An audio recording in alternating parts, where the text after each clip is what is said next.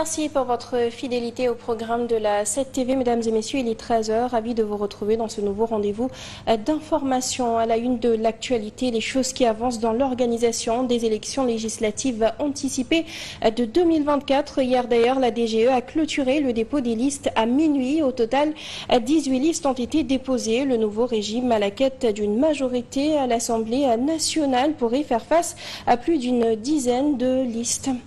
Et puis sur la scène internationale, les autorités sénégalaises démontent la rumeur d'un soutien prétendu du président Bassirou Diomaye Faye à la candidature de Raila Odinga à la tête de la Commission de l'Union africaine. D'après ces dernières, la candidature fera néanmoins l'objet d'un examen. Voilà tout pour l'essentiel des titres de ce journal. Le développement, c'est dans une poignée de secondes.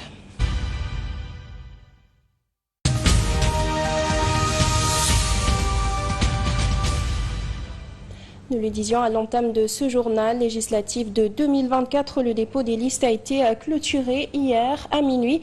Au total, 18 listes ont été déposées. Le nouveau régime à la quête d'une majorité à l'Assemblée nationale pourrait faire face à plus d'une dizaine de listes, parmi elles celles des grandes coalitions de l'opposition. Nous reviendrons bien sûr sur tous ces détails dans nos prochaines éditions avec Djibril Diallo. En attendant, nous faisons un retour cet après-midi à la DGE où les partis, coalitions et entités indépendantes se sont succédés hier jusqu'à minuit. Les coalitions PASTEF et Takoualou Sénégal ont été parmi les dernières à déposer. Le point avec Pape Bandagui. 22 heures devant la direction générale des élections, les entités politiques se succèdent. Avant minuit, dernier délai pour le dépôt des listes de candidatures en vue des élections législatives. Nous sommes actuellement à 18 dossiers enregistrés. Et je pense que d'ici minuit, on aura quand même d'autres dossiers parce qu'on attend quand même d'autres coalitions et entités indépendantes qui ont déjà procédé à leur notification. Aux alentours de 23 heures, la coalition Takoualou Sénégal franchit le seuil de la DGE. Il s'agit de l'organisation réunissant l'Alliance pour la République, le Parti démocratique sénégalais, Bok Gis Gis, entre autres. Le mandataire de la coalition présidentielle PASTEF n'est arrivé qu'à 23h38. Aïb Dafé dévoile ainsi officiellement le nom de leur tête de liste et lance des piques à l'opposition. La tête de liste, c'est Ousmane Sonko. Donc, sans surprise, nous avons décidé dans notre liste PASTEF avec ses alliés, avec qui nous étions ensemble et qui ont souhaité, en tout cas, continuer le chemin pour les législatives. Nous n'avons pas peur de cette intercoalition. Vous savez, quand vous multipliez des 1% et des 2%, ça ne vous donne pas grand-chose. Donc, on a vu les dernières élections, ce qu'ils avaient. Donc, si c'est ça qu'ils veulent additionner, nous leur souhaitons bonne chance. Néanmoins, plusieurs organisations politiques se sont indignées de l'annulation de la décision de proroger la date butoir, prise de manière consensuelle ce samedi 28 septembre au ministère de l'Intérieur. On a été très surpris du refus qui a été opposé. Mais bon, comme j'ai dit, après, on est obligé de respecter les délais qui sont prévus par le code électoral. Nous avons l'impression qu'il y a cette volonté du pouvoir de vouloir disqualifier de manière antidémocratique des adversaires politiques, ce que nous condamnons fermement au niveau de la coalition Dundu. Notre administration, elle est parasite, elle est à la fois chronophage et elle ne rend pas service aux compatriotes. Une cinquantaine de listes avaient fait leur déclaration de candidature à la direction générale des élections, mais plusieurs d'entre elles n'ont pas déposé leur dossier pour diverses raisons. D'autres listes pourraient les rejoindre si elles ne remplissent pas tous les critères après vérification de leur conformité à la loi. Cher Tidiane Youm, mandataire de la coalition Sam Sakadou, a déposé la liste de cette coalition regroupant 7 organisations politiques. Ce membre du Parti PUR déclare que l'opposition sera bel et bien en intercoalition sur toute l'étendue du territoire national. Comme toutes les coalitions, c'est pas très simple, d'autant plus que le temps qui nous avait été imparti était très court. Vous savez, c'est des élections qui sont organisées dans des conditions pas très normales. À partir de là, oui, tout ce qu'on peut faire, on va essayer de le faire et en même temps de pouvoir déposer dans les temps. Nous sommes en intercoalition sur tout le territoire national et dans la diaspora. Avec le bloc de Amadouba et le bloc de l'Alliance. Vous verrez. Je ne vais pas rentrer dans les détails, mais ce que je peux vous dire, c'est qu'en fait, nous sommes en intercoalition. Ça a été traité, réglé.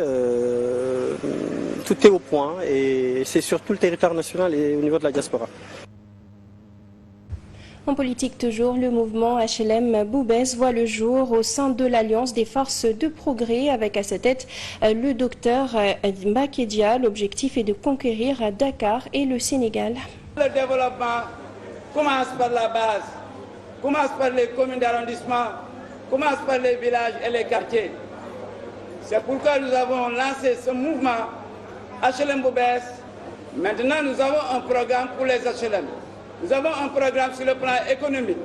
Nous avons un programme sur le plan sanitaire. Nous comptons mener cette politique d'ici 2 ans pour les locales, pour asseoir cette dynamique et de faire valoir notre projet dans cette dynamique et tôt ou tard aller vers Dakar pour conquérir le département de Dakar et ensuite conquérir le Sénégal pour être le président de la République, moi, docteur Makedia. Il y a un nouveau régime qui s'est installé. Nous leur laissons le temps de voir les choses et de gérer. Mais quand même, nous allons nous constituer en bouclier pour les surveiller. En politique, direction Gadaye, après quelques mois de la suspension des travaux sur le littoral, la décision du président Bassirou Diomaye Faye aujourd'hui a causé des dégâts collatéraux. Il y a des ayants droit des terres acquises en bonne et due forme grâce à l'État et le collectif des impactés de Gadaye interpelle à ce jour le président de la République. Leur réaction. L'État du Sénégal avait organisé un protocole d'accord. Dans ce protocole d'accord, il était question de séparer les deux parties et de trouver une solution définitive à ce litige foncier. Cette partie que vous voyez là-bas appartient aujourd'hui à Babacar Fall et 5 hectares.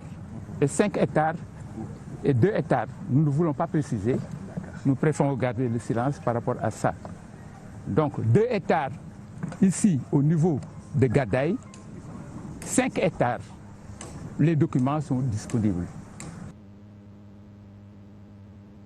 Sur cette même lancée, les victimes de SCAC Afrique, une société immobilière qui a fait miroiter à des milliers de Sénégalais la possibilité d'acquérir un logement, lance un appel pressant aux autorités après plus d'une décennie de lutte pour faire valoir leurs droits. Ces citoyens, aujourd'hui désespérés, réclament justice et espèrent que leur cri sera entendu. Cette opération de charme a su convaincre des milliers de Sénégalais, comme je l'ai dit tantôt, composés de modou-modou, d'ouvriers, donc de toutes les confessions, avec des revenus très modestes, à s'inscrire sur ce programme-là en vue d'avoir un toit pour leur famille. Et comme il était prévu dans le contrat qui nous liait avec ce groupe-là, le client devrait être en possession de sa parcelle ou bien de sa villa 2 ans après avoir soldé le prix d'acquisition. C'est pourquoi à partir de 2012, quand les premiers clients à avoir soldé las d'attendre ont pris l'initiative de porter plainte contre le groupe SCAC.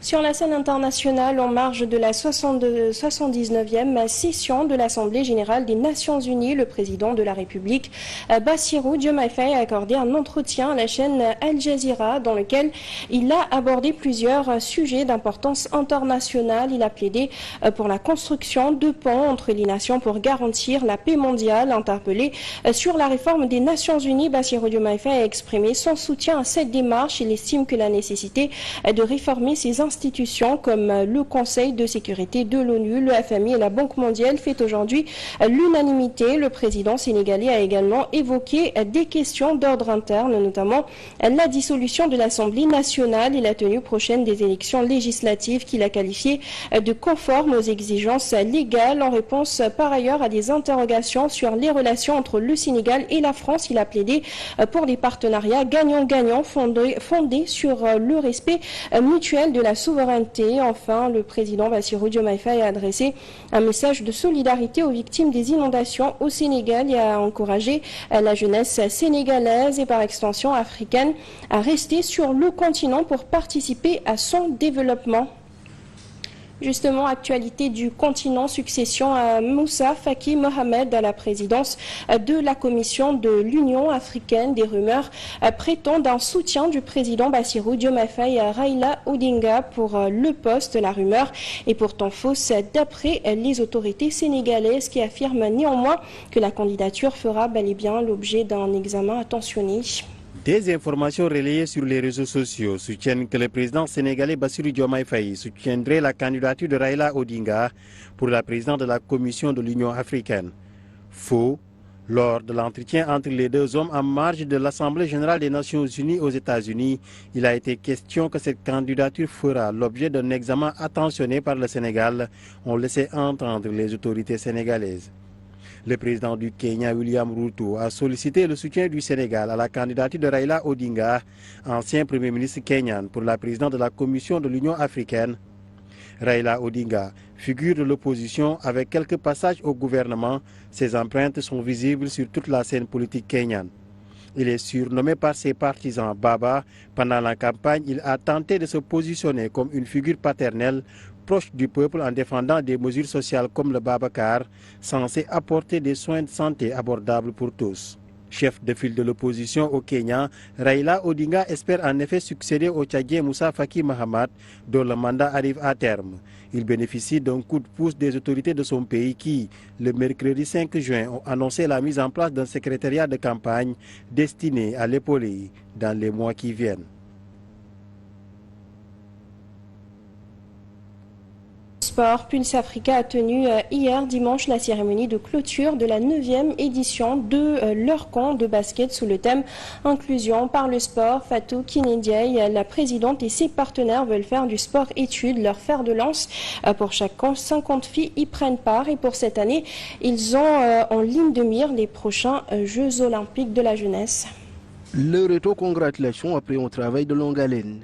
En présence des autorités ou personnalités inspirantes, la cérémonie de clôture du camp de Pulse Africa s'est tenue avec comme thème l'inclusion par le sport. C'est quelque chose qui est fondamental pour notre jeunesse. C'est 50 jeunes filles qu'on suit, qui rentrent dès le, le collège, niveau du collège, et qui terminent leur parcours avec Pulse Africa, avec le baccalauréat en main.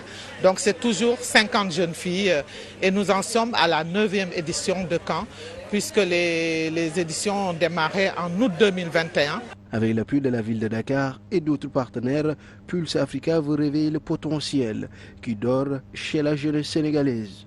Le pacte est de faire aussi bien à l'école que dans le volet sportif.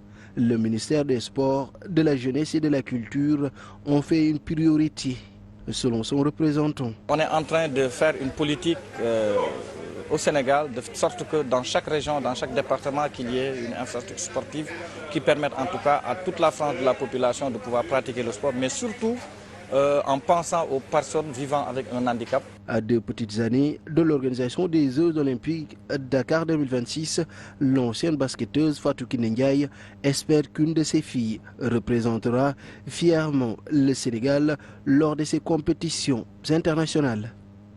C'est le basket 3-3 qui est retenu comme discipline pour le basket. Donc nous, ce que nous faisons, on a commencé cette année le premier challenge. Chaque année, on organise un tournoi de 3 contre 3, justement en vue de ces Jeux olympiques Dakar 2026. C'est ce qui met un terme à ce journal. Merci à vous de l'avoir suivi. Rendez-vous à 14h comme toujours pour le Wolof. Merci, bonne suite de programme sur la 7 TV.